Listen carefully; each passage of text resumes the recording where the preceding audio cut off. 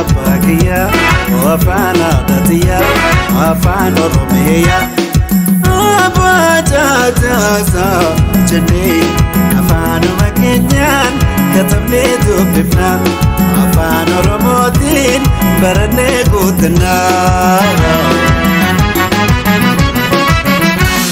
Afaan fiicamsanii aadaa fi dagaagsuun barruu fi jechotaan walaloon gabbisuun geerarraa makuusan waliin yaadachiisuun yoomiyyuun dhaabbatu dhalootaaf dabarsuun geerarraa makuusan waliin yaadachiisuun yoomiyyuun dhaabbatu dhalootaaf dabarsuun.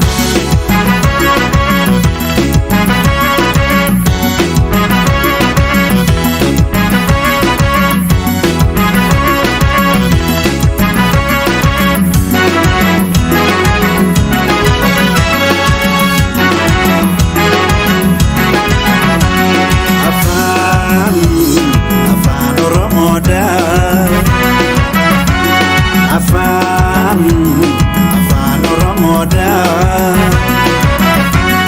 awwaala nuudide hiddeessaa cimaadhaan tola guin ta'uu caansa odaadhaan afaan Oromoodhaa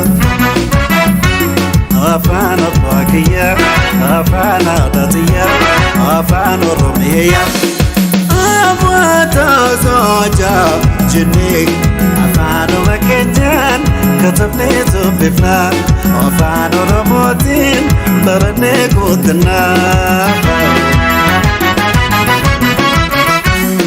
Afaan haasawuun isaa saarokka hiddaatti lubbuudhaan hin qabu yaa galaanaatti booji'aa adagaa boonsisaa sabaatti ilmaan aadaa jiruu faayaa heegereeti. Booji'aa adagaa boonsisaa sabaatti ilmaan abarsiifnu faayaa heegereeti.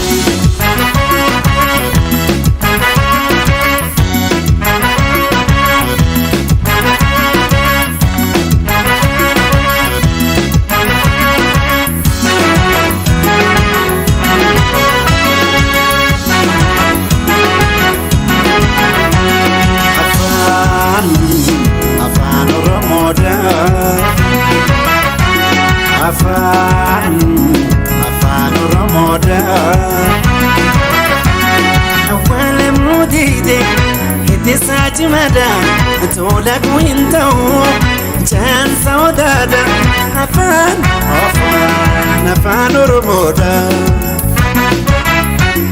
afaan abbaakiyaa afaan aadaatiyaa afaan oromiyaa. Abbaa jaataasaa jennee afaanuma keenyaan barannee guunnaa afaan oromootiin barannee guunnaa. Utubaan ajaa'u afaan oromootiin madda shakkoo jedhaa keela laftirriiti yoo mootii gabaate afaan adagaati beeke afaan oromoo mootii moototaati yoo mootii gabaate